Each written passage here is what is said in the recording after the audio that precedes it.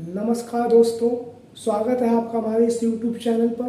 तो आज हम बात करेंगे लोकसभा चुनाव को लेकर जो देश में चल रहा है, जहां पर लोकसभा चुनाव में देश की 543 लोकसभा सीटें हैं। उन सीटों पर लोकसभा का जो चुनाव है वो चल रहा है। तो ज़्यादा देरी ना करते हुए आज हम एक ओपिनियन पोल को लेकर बात करेंगे, जिसे retired IPS officer M Nageshwar Rao, जो रिटायर्ड IPS ऑफिसर हैं, उनके द्वारा ये जो ओपिनियन पोल है जो वो जारी किया गया है, जैसा कि आप लोग अपनी स्क्रीन के माध्यम से देख भी रहे हैं। तो देरी ना करते हुए हम सीधा चलते हैं ओपिनियन पोल पे। जो एम नागेश्वर राव, जो रिटायर्ड IPS ऑफिसर हैं, उनके द्वारा जो ओपिनियन पोल है जो जारी किया गया है, और उन्होंने 543 लोकसभा सीटों पर, यानी कि उत्तर प्रदेश के समस्त राज्यों की जो 543 लोकसभा सीटें हैं उनको लेकर एक नया ओपिनियन पोल जारी किया है, जहां पर भारतीय जनता पार्टी को लेकर उन्होंने सीटों की भविष्यवाणी की है। और उनका जो ये ओपिनियन पोल है वो उनके सोशल साइट, यानी कि ट्विटर के जो उनका पेज है ट्विटर पे, जहाँ पर उनका अकाउंट, उस अकाउंट से उन्होंने इस सर्वे को जारी किया है। तो एक एक करके हम बात करेंगे। तो जैसा कि आप सभी लोग देख रहे हैं, ये जो आप अपने पीछे ये स्क्रीन पर देख रहे हैं, ये हमारे देश का नक्शा है, ठीक है। तो इसमें हम आपको थोड़ा समझाने का प्रयास करेंगे। उसके साथ ही साथ अब हम बात करते हैं जो ओपिनियन पोल जारी किया गया उसको लेकर आज हम अपनी इस वीडियो में बात करेंगे। तो सबसे पहले हम बात करेंगे अंडमान निकोबार जो द्वीप समूह, वहाँ की एक लोकसभा सीट है, और वो एक लोकसभा सीट जहाँ पर वो एक लोकसभा सीट भारतीय जनता पार्टी को नहीं मिल रही है और भारतीय जनता पार्टी से खाते में नहीं जा रही है। वहीं पर हम बात करेंगे दूसरी जो है अरुणाचल प्रदेश में, जहाँ पर 25 लोकसभा सीटें, इन 25 लोकसभा सीटों में से एक जो लोकसभा सीट है वो भारतीय जनता पार्टी को मिलती हुई नजर आ रही है। वहीं पर हम बात करेंगे असम की जो 14 लोकसभा सीटें, उनमें से 6 लोकसभा सीटों पर भारतीय जनता पार्टी जीतती हुई नजर आ रही है। वहीं पर फिर हम बात करेंगे बिहार में, जैसा कि आप लोगों को पता 40 लोकसभा सीटें, इन 40 लोकसभा सीटों में से 10 लोकसभा सीटें बीजेपी के खाते में जाती हुई नजर आ रही हैं। अब हम बात करेंगे चंडीगढ़ को लेकर। तो चंडीगढ़ में, जहाँ पे आप लोगों को पता एक लोकसभा सीट है, वो एक लोकसभा सीट भारतीय जनता पार्टी के कब्जे में जाती हुई नजर आ रही है। अब हम बात करेंगे छत्तीसगढ़ में, जहाँ पर 11 लोकसभा सीटें, इन 11 लोकसभा सीटों में से 7 लोकसभा सीटें बीजेपी के खाते में जाती हुई नजर आ रही हैं। दादर एवं नगर हवेली की बात करेंगे तो यहाँ की 2 लोकसभा सीटें, उनमें से एक सीट भारतीय जनता पार्टी के पक्ष में जाती हुई नजर आ रही है।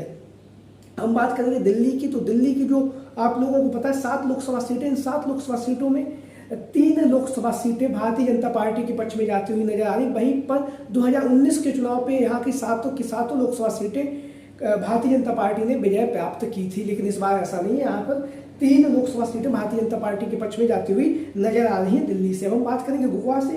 गोवा में 2 लोकसभा सीटें, उनमें से एक सीट भारतीय जनता पार्टी के कब्जे में जाती हुई नजर आ रही है। गुजरात की बात करेंगे। गुजरात में 26 लोकसभा सीटें हैं, जहाँ पर 20 लोकसभा सीटें भारतीय जनता पार्टी के पक्ष में जाती हुई नजर आ रही हैं। अब हम बात करेंगे हरियाणा की। तो हरियाणा में, जैसा कि आप लोगों को पता है, 10 लोकसभा सीटें हैं, और वहाँ पर 6 लोकसभा सीटें भारतीय जनता पार्टी के कब्जे में जाती हुई नजर आ रही हैं। अब हम बात करेंगे हिमाचल प्रदेश की। तो हिमाचल प्रदेश में 4 लोकसभा सीटें, उनमें से 2 लोकसभा सीटें बीजेपी के पक्ष में जाती हुई हमें नजर आ रही हैं।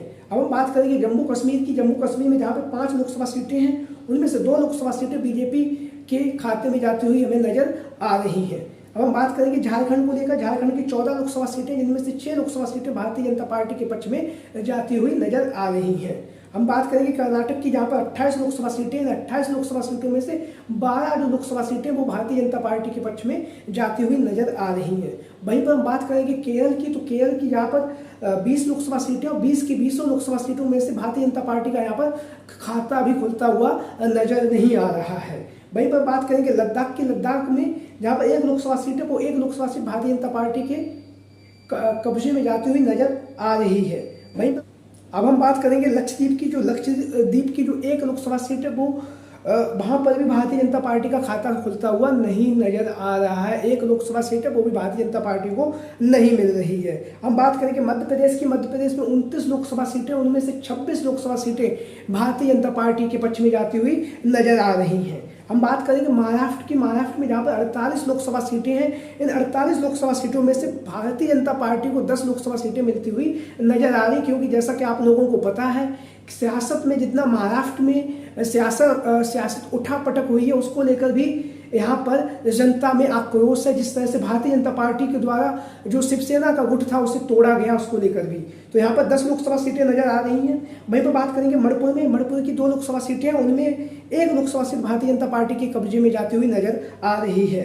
अब हम बात करेंगे मेघालय की। तो मेघालय में जहाँ पर 2 लोकसभा सीटें, 2 में से 1 भी लोकसभा सीट पर भारतीय जनता पार्टी के खाते में जाती हुई नजर नहीं आ रही है।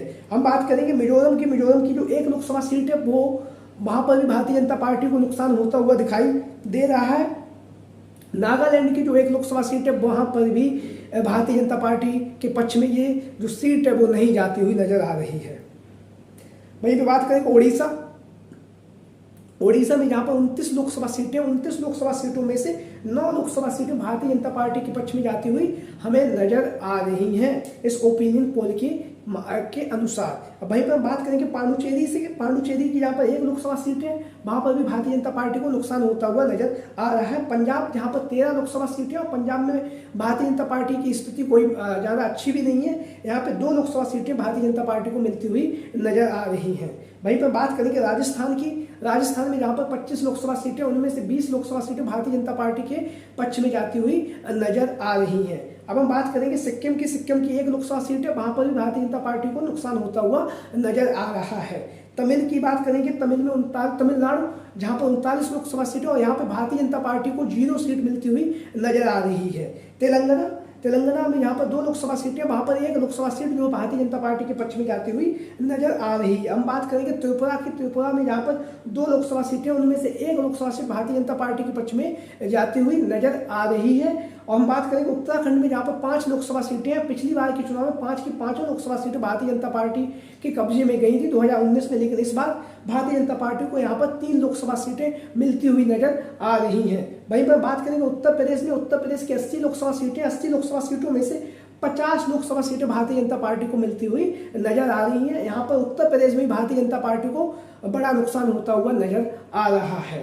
तो अब हम बात करेंगे वेस्ट बंगाल की, यानी कि पश्चिम बंगाल की, जहाँ से कि 42 लोकसभा सीटें, 42 लोकसभा सीटों में से 20 लोकसभा सीटें भारतीय जनता पार्टी के पक्ष में जाती हुई नजर आ रही हैं। तो इस तरह से 543 लोकसभा सीटों का जो सर्वे है वो रिटायर्ड IPS ऑफिसर ने किया है, M नागेश्वर राव जी ने, और उनके माध्यम से यहाँ पर भारतीय जनता पार्टी को 227 सीटें, टोटल 543 में से 227 लोकसभा सीटें मिलती हुई नजर आ रही हैं। तो आप लोगों की क्या राय है, सभी साथी कमेंट बॉक्स के माध्यम से अपनी राय जरूर दें। इसी के साथ आज की वीडियो में इतना ही। मिलते हैं फिर किसी दूसरी वीडियो में। जय हिंद, जय भारत।